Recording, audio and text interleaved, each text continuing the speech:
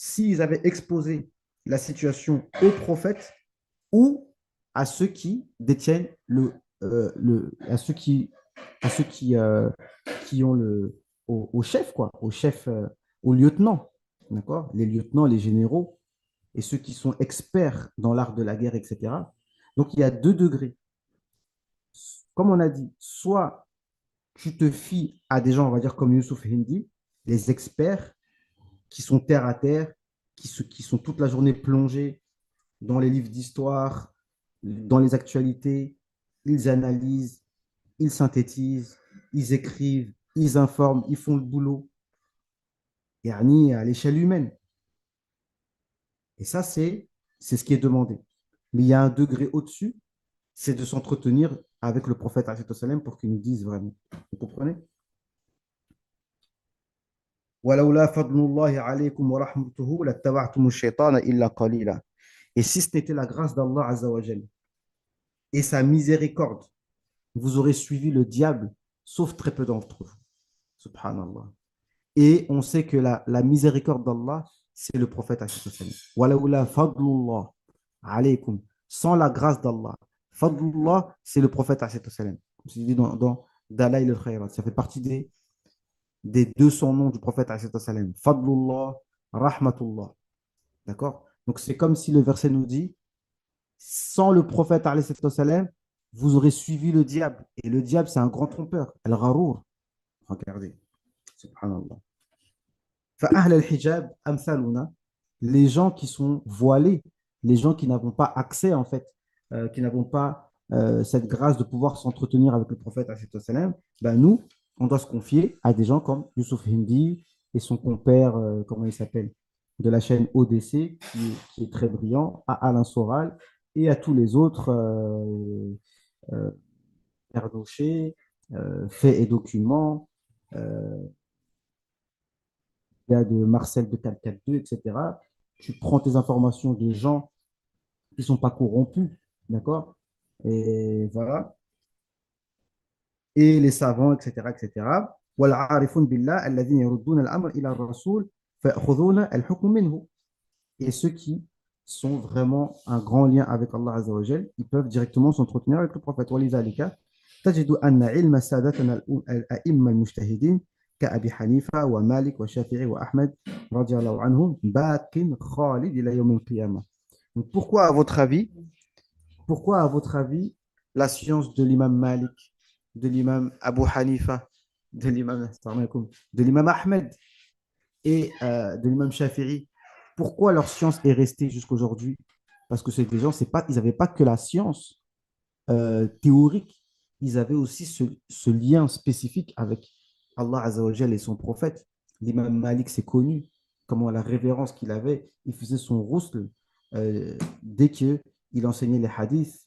L'imam Abu Hanifa, c'est la même chose, c'est un tabiri, il a rencontré des sahaba, d'accord? L'imam Shafi'i, tout ça, c'était des gens qui avaient, l'imam Ahmed, mashallah, le zuhd qu'il avait, il a dit il a vu Allah subhanahu wa ta'ala des dizaines de fois en rêve, d'accord? Donc c'est ça. Et donc, il est rapporté de l'imam, donc l'imam Suyuti, comme on a dit, Ibn Abi Jamra, il a dit lui-même, des fois, il a vérifié des hadiths avec le prophète, alayhi salam. Pareil pour l'imam Dirdir, d'accord? Des fois, ils avaient une divergence sur un hadith, est-ce qu'il est authentique ou pas? Le lendemain, l'imam Dirdir les informait.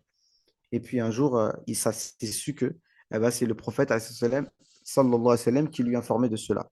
Donc tout ça, ce que je vous dis, ce ne sont pas des fables, ce sont des réalités. Non.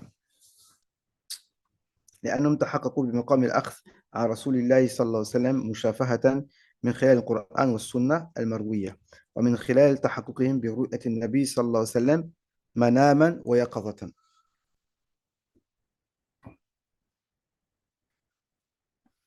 Donc, ils avaient la grâce de voir le prophète alayhi salam, euh, en rêve et à l'état d'éveil.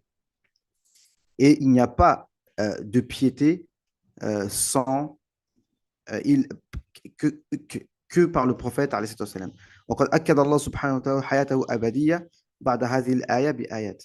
Donc, après ce verset, après quelques versets, donc verset 61, Allah Azza wa Jal a confirmé que le prophète alayhi salam est toujours vivant. وإذا قيل لهم تعالوا إلى ما أنزل الله وإلى الرسول رأيت المنافقين يصدون عنك صدودا. Et lorsqu'on dit venez vers ce qui a été descendu par Allah et son prophète, tu vois les hypocrites qui se détournent.